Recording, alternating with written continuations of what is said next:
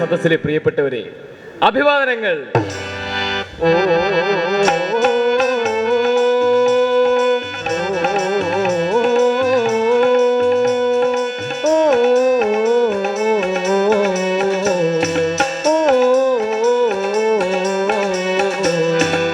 ശരത്കാലയാമിനി പോയൊളിച്ചു, പുലർക്കാല സൂനങ്ങൾ മിഴി തുറന്നു.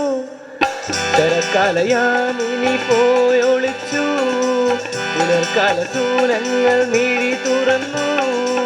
ചരിത്രനഗരിയാം ദില്ലിവൻ മാനത്ത് ചെങ്കതിരൊളിയായി ജനസഞ്ചയമായി, ചെങ്കതിരൊളിയായി ജനസഞ്ചയമായി. ഓ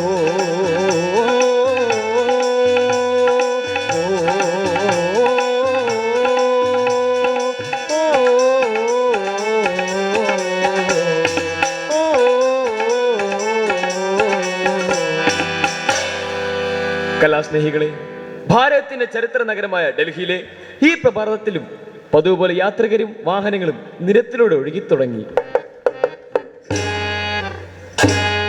ഈ മഹാനഗരത്തിന്റെ തിരക്കുകൾക്കിടയിലൂടെ ഒരു അനാഥവൃത്തൻ വിളിച്ചു ചോദിക്കുന്നു, ഏയ്, ആരും ഇത് കാണുന്നില്ലേ? ഇതാരാണെന്ന് ആർക്കും അറിയണ്ടേ?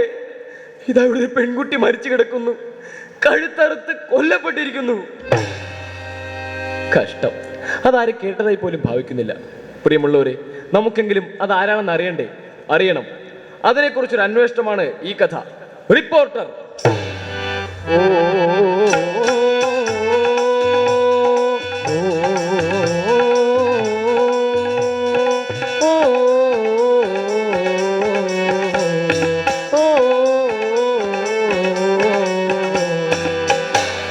റിപ്പോർട്ടർ.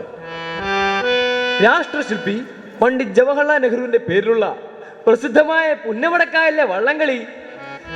ഇരുകരകളിലും തടിച്ചുകൂടി ആയിരങ്ങളുടെ ആരവങ്ങളോ വഞ്ചിപ്പാട്ടുകളൊന്നും ശ്രദ്ധിക്കാതെ ഒരു കൊച്ചു പെൺകുട്ടി പത്രക്കാരുടെ ഭവനിലേക്ക് ആകാംക്ഷയോടെ നോക്കി നിൽക്കുന്നു. ഏയ്, വള്ളംകളിയൊന്നും കാണുന്നില്ലേ?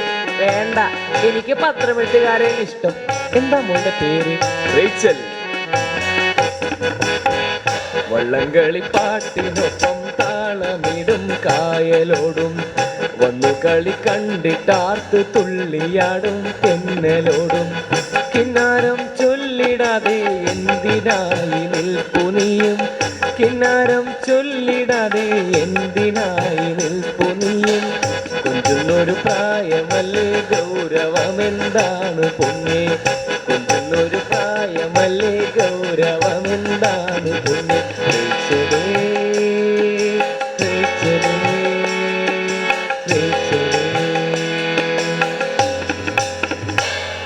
പ്രിയമുള്ളവരെ, തൊണ്ടുതല്ലി കയറുപിരിച്ച് ജീവിതം കഴിച്ചു കൂട്ടുന്ന ചാക്കോച്ചന്റെയും ശോശക്കുട്ടിയുടെയും ഏക മകൾ റേച്ചലിന് പത്രമെഴുത്തുകാരോട് കമ്പം തോന്നാൻ കാരണം ഒന്നേ ഉള്ളൂ. അപ്പച്ചൻ ചാക്കോച്ചന്റെ പത്രപാരായണം തന്നെ. അവർ താമസിക്കുന്ന പാവങ്ങളുടെ കോളനിയിലെ ചായപ്പീടിയിലിരുന്ന് ചാക്കോച്ചൻ പത്രം വാങ്ങുന്നത് കേൾക്കാൻ എന്തൊരാൾക്കൂട്ടമാണെന്നോ. വെട്ടിമുറിച്ച കോട്ടയിൽ സ്കൂട്ടർ അപകടം. ഈ റേഡിയോയിലെ വാർത്ത എന്തിനാ? ഇവന്റെ വായന ഒരു ശൈലി തന്നെയാണ് എന്നൊക്കെ നാട്ടുകാർ പറയുന്നത് ചാക്കോച്ചനടുത്തിരുന്നു കൊണ്ട് എന്നും റേച്ചൽ കേൾക്കാറുണ്ട്. അതുകൊണ്ട് അവൾക്ക് അതിൽ കൗതുകം കൂടി. അപ്പച്ചൻ നോക്കിക്കോ, ഞാൻ പഠിച്ചൊരു പത്രലേഖകയാകും. ഈ കരക്കാരുടെ ഒക്കെ മുന്നിരുന്ന് വായിക്കാൻ ഞാൻ ഒരുപാട് വാർത്തകൾ എഴുതിയിടും. ശോശക്കുട്ടിക്ക് ചിരിയാണ് വന്നത്. ഡീ പെണ്ണേ, തൊണ്ട് തല്ലി കഞ്ഞികൊള്ള കണ്ടുപിടിക്കാൻ നോക്കുമ്പോഴാ അവളുടെ പത്രത്തിലെഴുത്ത്. എടീ ശോശക്കുട്ടി, വിത്തമെന്തിന് മർത്യന്നെ വിത്ത് കൈവശമാകുകിൽ എന്ന് ഞാൻ പണ്ട് പഠിച്ചതാടി. അതുകൊണ്ട് പട്ടിണി കിടന്നിട്ടായാലും എന്റെ റേച്ചലിനെ ഞാൻ പഠിപ്പിച്ച് പത്രാസുകാരിയാക്കും.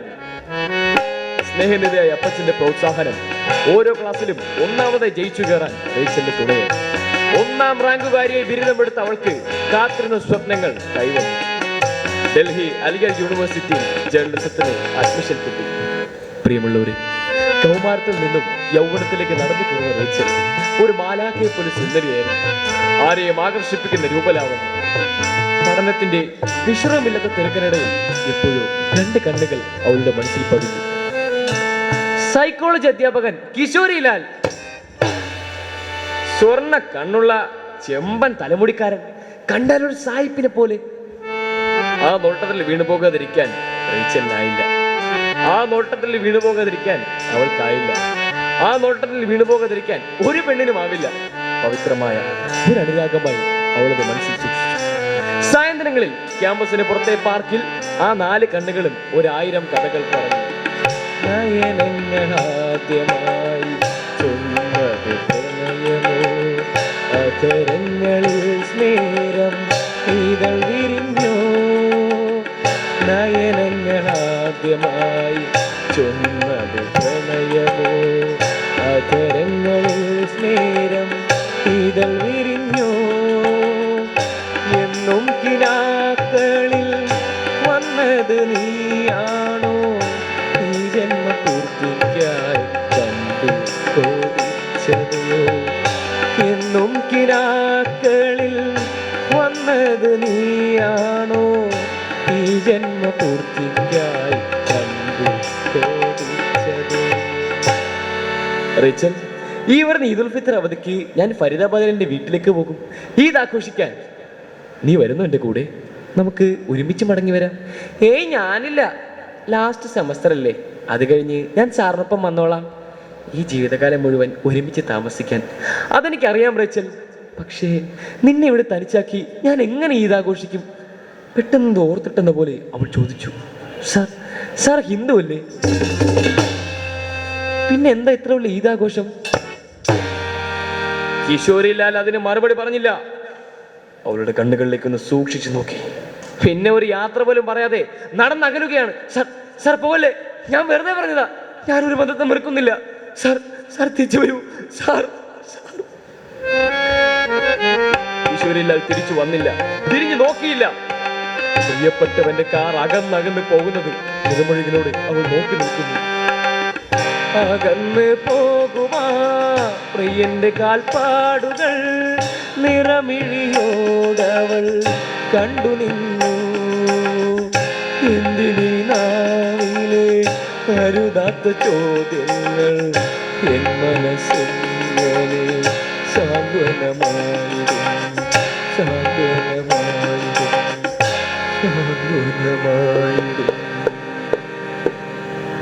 ഈദുൽ ഫിത്തർ നാൾ റേച്ചൽ ഡൽഹിയിലെ ചേരി പ്രദേശങ്ങളിലൂടെ ധൃതിപ്പെട്ട് നടക്കുകയാണ്.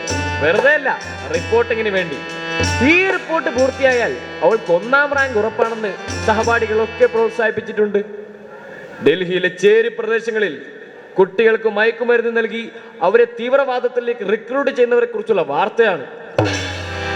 ഇന്നത്തെ ആഘോഷങ്ങൾക്കിടയിൽ അതിന്റെ സൂത്രധാരനെ കണ്ടുപിടിക്കാനാകും എന്ന പ്രതീക്ഷയിലാണ് അവർ.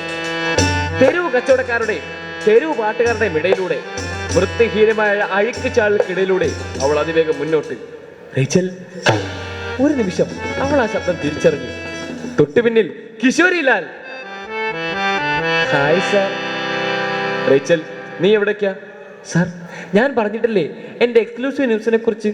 വേണ്ട, നീ അതിന് പിന്നാലെ പോകണ്ട. അതെന്ത് സാർ? കഴിഞ്ഞ 6 മാസമായി ഞാൻ അതിൻ്റെ അന്വേഷണത്തിലാണെന്ന് സാറിന് അറിയാവുന്നതല്ലേ? റേച്ചൽ, നിനക്ക് അന്വേഷണം പൂർത്തിയാക്കാനാവില്ല, നീ ഇതിൽ നിന്ന് പിന്തിരിയണം. ഇല്ല സാർ, എന്തൊക്കെ സഹിക്കേണ്ടി വന്നാലും ഇന്നത്തെ കണ്ടെത്തലോടെ ഞാൻ എൻ്റെ അന്വേഷണം പൂർത്തിയാക്കും. റേച്ചൽ! ആ വിളി ഒരു ഇടിമുഴക്കമായിരുന്നു. അവൾ അയാളുടെ കണ്ണുകളിലേക്ക് സൂക്ഷിച്ചു നോക്കി. മുമ്പൊരിക്കലും കണ്ടിട്ടില്ലാത്ത വിധം ഭീകരമാണ് ആ മുഖം. ഭീകരമാണ് ആ മുഖം.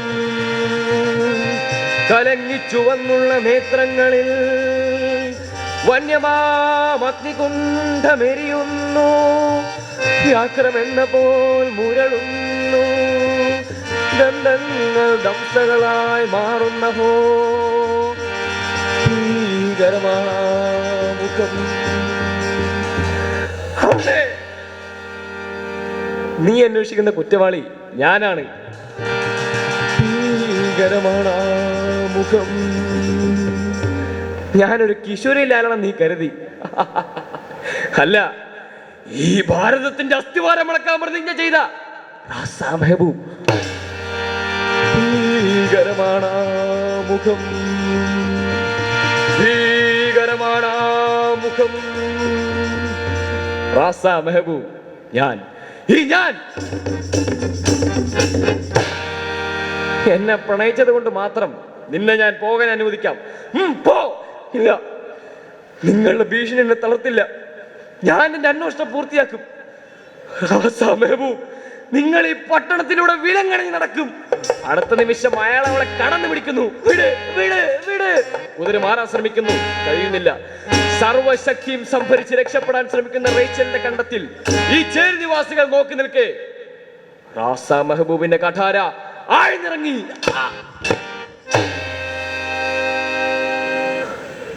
ഒന്നും നിലവിളിക്കാൻ പോലും ആകാതെ പാവം റേച്ചൽ പിടഞ്ഞു പിടഞ്ഞു നിശ്ചലമായി. ഒന്നും അറിയാത്ത പോലെ ജനം പിരിഞ്ഞു. അടുത്ത നിമിഷം അയാൾ അവളുടെ ശരീരം വലിച്ചഴിച്ചു കൊണ്ടുപോയി. പിന്നെ ഇരുട്ടിന്റെ മറവിൽ എപ്പോഴോ നഗരമധ്യത്തിലേക്ക് വലിച്ചെറിഞ്ഞു.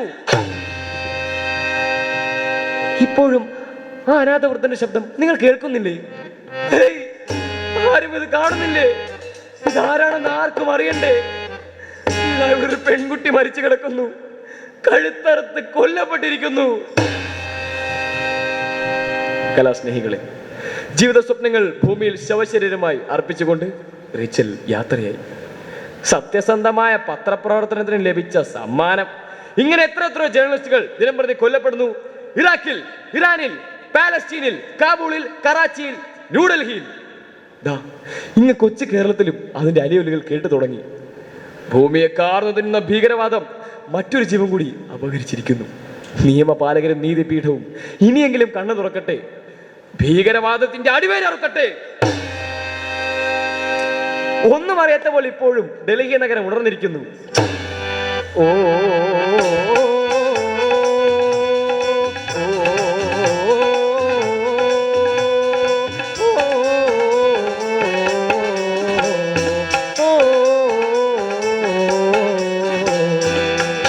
കലയാമിനി പോയൊളിച്ചു, പുലർക്കാലസൂനങ്ങൾ മിഴി തുറന്നു. കലയാമിനി പോയൊളിച്ചു, പുലർക്കാലസൂനങ്ങൾ മിഴി തുറന്നു.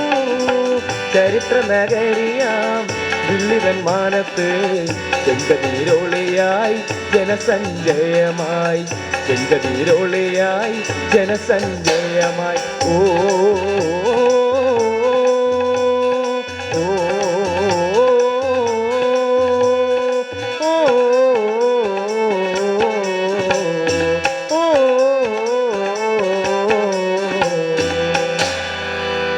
പ്രിയമുള്ളവരെ, റിപ്പോർട്ടർ ഇവിടെ പൂർണ്ണമാകുന്നു. നന്ദി, അഭിവാദനങ്ങൾ.